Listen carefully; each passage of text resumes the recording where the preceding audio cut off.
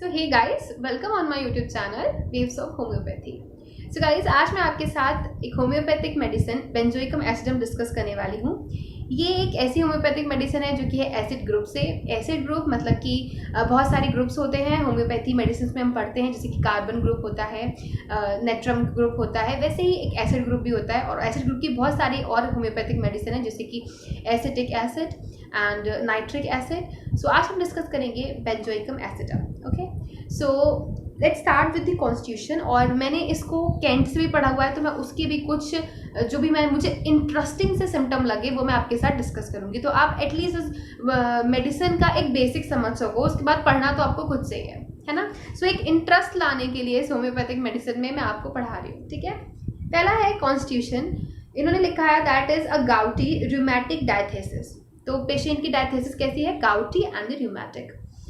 बात आती है गैस्ट्रो इंटेस्टाइनल सिस्टम की। That is the diarrhoea of a children, white, very offensive, exhausting liquid, stools running right through diaper, urine offensive and of a deep red color। तो यहाँ पर उन्होंने stool और urine दोनों की बात की है, दोनों ही बहुत ऑफेंसिव है।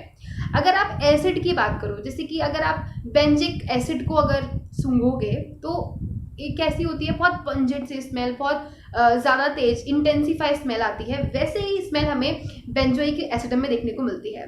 तो अगर बात करें बच्चे के डायरिया की, तो बच्चे को डायरिया ऐसा होगा वाइट कलर का, जैसे कि जब आप कभी साबुन को घोल लेते हो ना तो वाइट वाइट सा दिखता है, वैसा डायरिया है वाइट कलर का। एंड इतना वाटरी टाइप का है कि running through the diaper. Same चीज़ हमें पोडोफाइलम में भी देखने को मिलती है।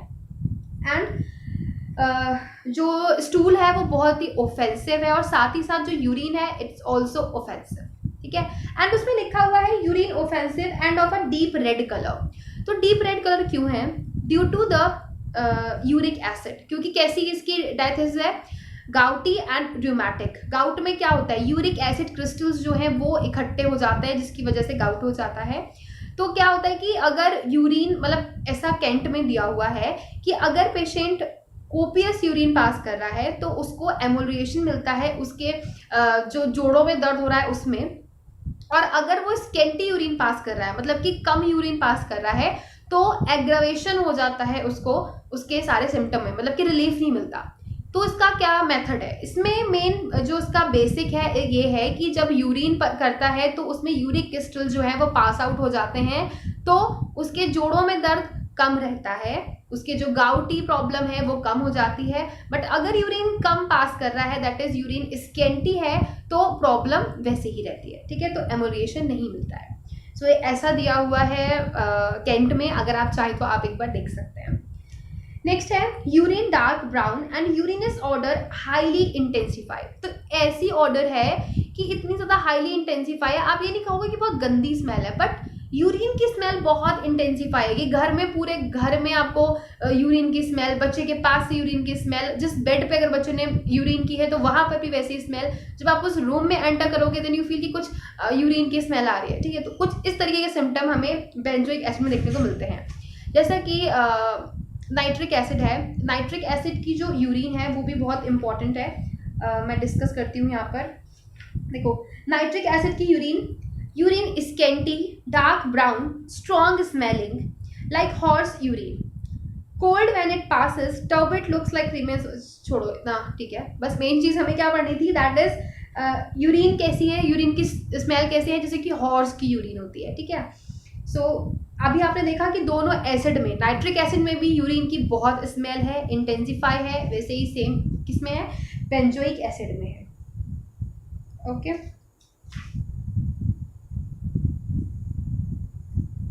now move to the next, that is the enuresis nocturna of delicate children, dribbling urine of an old man with enlarged prostate।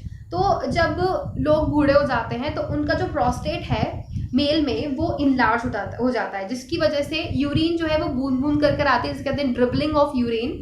तो उसमें ये अच्छी मेडिसिन काम करती है। Strong characteristic order. तो स्ट्रॉन्ग चीज़ हमें याद क्या रखनी है कि एक ऐसी इंटेंसिफाई स्मेल आती है यूरिन की कि आपको पता चल जाएगा कि भाई यहाँ पे कुछ यूरिन वाला हो रखा है, ठीक है। And excess of uric acid, और यूरिक एसिड जो है वो एक्सेस में होता है।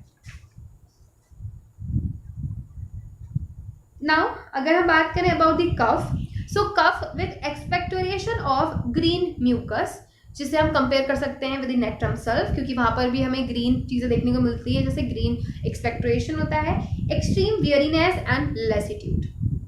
नेक्स्ट आता है extremities, gouty concretions, arthritis vaga, affects all the joint especially the knee and cracking on motion. तो ये सारे सिम्टम जो कि हमें रूमेटिज्म और गाउट में देखने को मिलते हैं, वैसा इसमें लिखा हुआ है। Pain, tearing, stitching in large joints of a big toe. तो वैसे भी कहा जाता है कि जो गाउट है वो मेनली हमारे जो टोज होते हैं उनमें इफेक्ट करता है, वहाँ पर यूरिक एसिड के जो क्रिस्टल हैं वो इकट्ठे हो जाते हैं, ठीक है। And redness and swelling of joints, gout aggravation at night. तो यहाँ पर हमें जो एक सिम्टम देखने को मिला, जो कि एक यूनिक सिम्टम है, जो हम पेशेंट से पूछ सकते हैं, दैट इज द मोडालिटी, कि उसका जो एग्रवेशन है वो कब हो रहा है, नाइट में हो रहा है। ओके सो गाइस, ये बहुत ही बेसिक सी एक होम्योपैथिक मेडिसिन थी और मैंने अभी रिसेंटली पढ़ी, मुझे काफ़ी इंटरेस्टिंग लगी, तो सोचा मैंने आपके साथ क्यों ना शेयर करूं, क्योंकि इसमें मैंने कुछ कैंट के 1-2 पॉइंट भी आपको बताए हैं और साथ ही साथ हमने एलन के कुछ इंपॉर्टेंट पॉइंट्स को डिस्कस किया है। So till then guys, this is all about this video. इसके अलावा मैंने सेकेंड या थर्ड ईयर की वीडियोस जो सेपरेट कर दी हैं, आप वो भी ज़रूर देख लीजिएगा।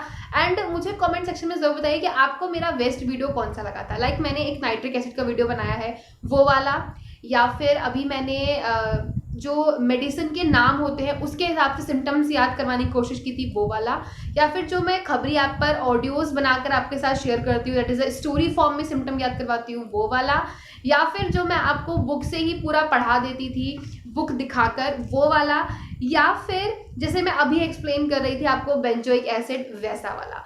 ठीक है, तो आप मुझे कमेंट सेक्शन में लिख के जरूर बताइएगा। I am waiting for your comment and like the video, subscribe my YouTube channel and share this video with your friends. Till then guys, bye bye, take care.